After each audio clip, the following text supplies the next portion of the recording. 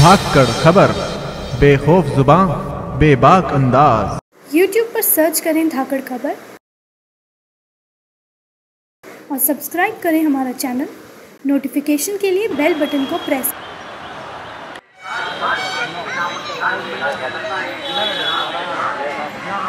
मशहूर शायर इमरान प्रतापगढ़ी का एक शेर है जिसमें उन्होंने कहा है कि मुझको जालिम का तरफदार नहीं लिख सकते, कम से कम वो मुझे लाचार नहीं लिख सकते।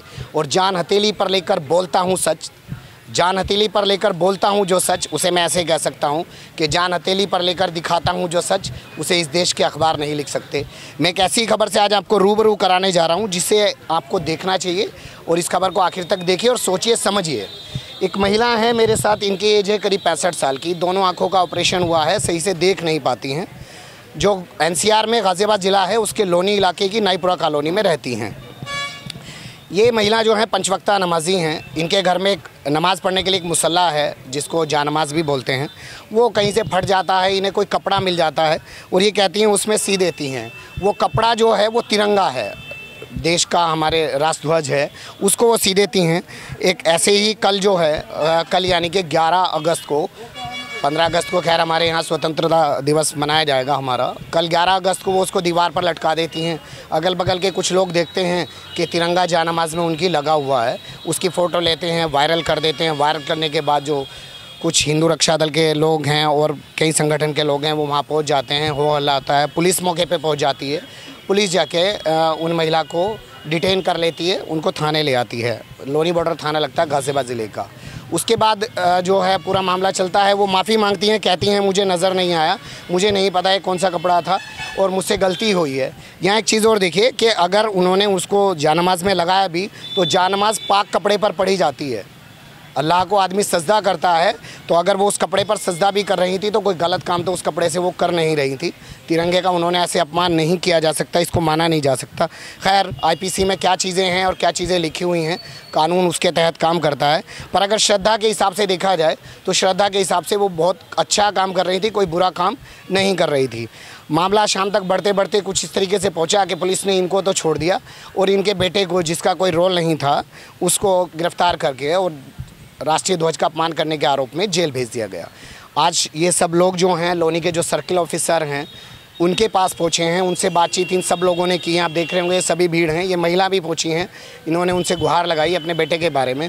तो इनको कहा गया देखिए आप अगर नहीं देख पा रही थी तो आपका बेटा तो देख रहा था कि आप क्या कर रही हो, आपके घर में और लोग तो देख रहे थे कि आप राष्ट्रीय ध्वज का अपमान कर रही हैं।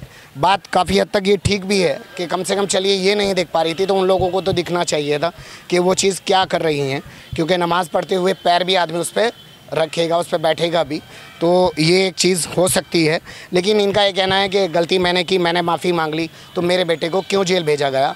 जब मोदी जी विदेश में जाके, जो देश के प्रधानमंत्री हैं, उल्टा झंडा लगा देते हैं और बाद में माफ़ी मांग लेते हैं, उनको माफ़ कर दिया जाता है। इन लोगों का यही सब कहना है। और भी कई लोग हैं, आज अक्षय कुमार जो हैं बहुत बड़े फिल्म स्टार हैं, आजकल खैर उन पर देशभक्ति सवार है, वो भी खैर टॉयलेट वगैरह फिल्में बना के दिखाने की कोशिश में लगे हुए हैं कि राष्ट्रभक्ति का तमगा उनको मिल जाए। और वो उन्होंने भी कोई अपमान किया था झंडे का, उन्होंने माफ़ी मांग ली। तो जब उन लोगों को छोड़ दिया जाता है तो क्या एक गरीब है उसके खिलाफ ही सारा कानून है, कानून उनके खिलाफ भी उसी सख्ती से काम करता। तो हम बात करते हैं उन्हीं महिला से। क्या नाम है आपका? सुगरा। अच्छा, कितनी उम्र होगी आपकी? यही 60-70 हो गया। आपके आदमी हैं?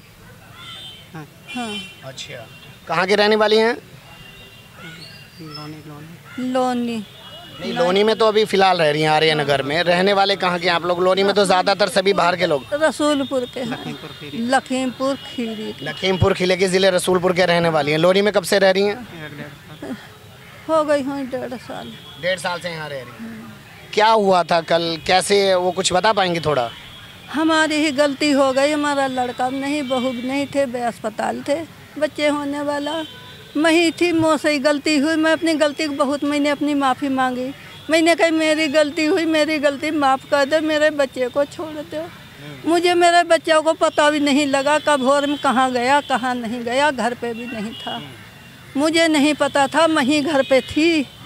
हाँ, मैं कैसे आपने उसमें जानमाज़ में लगा दिया? मैं क्या बताऊं कैसे लगा दिया। अब वो तो मैंने कपड़े के धोखे में लगा दिया। मेरी तो गलती बहुत हो गई, यही मैं अपनी गलती को मैंने कल बहुत मंजूर करी। मैंने कहा जो मेरी गलती हो गई मेरी माफ़ी है कर दो। अब गलती ना हो, गलती जो हो कोई मोए बताना, मगर मेरी गलती ना कोई मानी कतई, मेरी गलती ही। मेरे घर पे न बहू न बेटा मेरे कोई नहीं थे। मेरे घर पे कल आप अकेली थी? हाँ हम ही थे। जब इतनी सारी भीड़ आ गई तो उसमें से कुछ लोग अजीब अजीब सी बातें कर भी रहे होंगे, तो आपको कैसा लग रहा था? थोड़ा बहुत बुरा लगा था। कोई कुछ था कोई? हाँ डर लग रहा। कोई किंगे फोटो कैसे खींच रहा, कोई किंगे कैसे फोटो खींच रहा, कोई कैसे कह रहा, कोई कैसे कह रहा। सब तनिया के अपने अपने सब कहते रहे। हम अकेले घर में है गए। हम अकेले में हमारा दिल खुद घबरा गया। हमारे उलझन पैदा हो गई। हमारा बच्चा को जब हमें गए हमने सुनी कि बच्चा हमारा हुआ गया, हमारा दिल घबराने लगा। हमें नहीं पता हुआ, हमें शाम को पता हुआ कि मेरा बच्चा चला। आपको नहीं पता था? वो जानमाज में आपने जो है तिरंगा लगा दिया?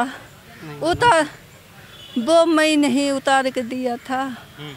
हम मैंने उतार के। आपको नहीं पता था जो जानमाज में आपने कपड़ा सी दिया है वो झंडा है? नहीं, मुझे नजर नहीं आई थी, मैंने ही लगा दिया।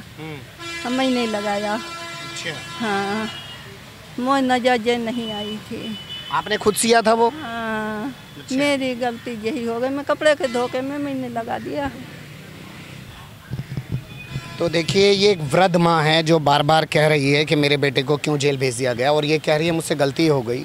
आप समझ सकते हैं। आपको कितनी दूर का नज़र आ जाता है? थोड़ी दूर को नज़र आ जा है वो। अच्छा। हाँ थोड़ी दूर को नज़र आ जा है। तो इनका कहना है इन्हें इतना नज़र नहीं आता है, थोड़ी दूर का इनको नज़र आता है। और जो लोग यहाँ पहुँचे हैं आज इस मामले को लेके, हम उनसे बात करते हैं। हाँ आपका नाम बताइए। ज़फ़र अली राजू। क्या है पूरा मामला और क्या आप लोगों की आज अधिकारियों से बातचीत हुई? हमारी सीओ साहब से बात हुई है। हमने उन्हें बताया कि सीओ साहब ये लेडीज़ बहुत कम दिखता है ना, 70 साल की इनकी उम्र है। जानमाज़ कहीं से फट गई थी, उसमें सजदा होता है, हम नमाज़ पढ़ते हैं। लेडीज़ हैं, औरतें घर में नमाज़ पढ़ती हैं जानमाज़ में, कोई बाहर तो हुआ नहीं। तो उनसे गलती से हो गया, उन्हें पता नहीं था कि वो ऐसे ऐसे मामला है। लेकिन उसके बाद भी फिर उनके लड़के के खिलाफ़ कार्रवाई कर दी, जबकि लड़के का कोई मैटर नहीं था। वो बताती हैं सुबह निकलता है रात में जाता है। तो सारा मामला चल रहा है। हिंदू रक्षा दल वाले हैं जो इस क्षेत्र का माहौल ख़राब करना। नमाज़ पढ़ते हुए कोई बेटे नोटिस भी नहीं करते माँ कहाँ नमाज़ पढ़ रही है, जाके कोने में पढ़नी होती है। हाँ नहीं वो भी है। फिर ये बता रही हैं अभी आपके सामने है कि 2-3 दिन ही हुए हैं इसे लगाए हुए, ये नहीं कि 1 साल से 6 महीने से लगा हुआ है जो कोई देख पाता। वो बता रही हैं। तो हिंदू रक्षा दल वालों ने इसे मुद्दा बना दिया। भेदभाव का मतलब वाला मामला चल रहा है। अभी 3 महीने पहले इकराम पार्क में कुछ लड़के जेल में गए हुए। इकराम पार्क के लॉनी में ही पड़ता है विधानसभा में, नगर पालिका की बैक साइड में। ये कहा गया कि जी इन्होंने हिंदुस्तान मुर्दाबाद के नारे लगाए और इनकी वीडियो है। वो लड़के जेल में, आज तक मुझे बताओ वीडियो कहाँ है? अफसरान से क्या बात हुई मैं वो जानना चाह रहा हूँ। अफसरान तो ये कह रहे हैं भाई देखो गलत तो हुआ है, जबकि वो लेडीज़ जो है अपनी गलती एक्सेप्ट कर रही है। उन्हें जब पता ही नहीं था, बेचारी पढ़ी लिखी वो नहीं है, उन्हें दिखता नहीं है, तो उन्हें तो कपड़ा समझ कर लगा दिया। तो सीओ साहब कह रहे हैं इसमें तो जमानत करनी पड़ेगी, लिखा पढ़ी हो चुकी है।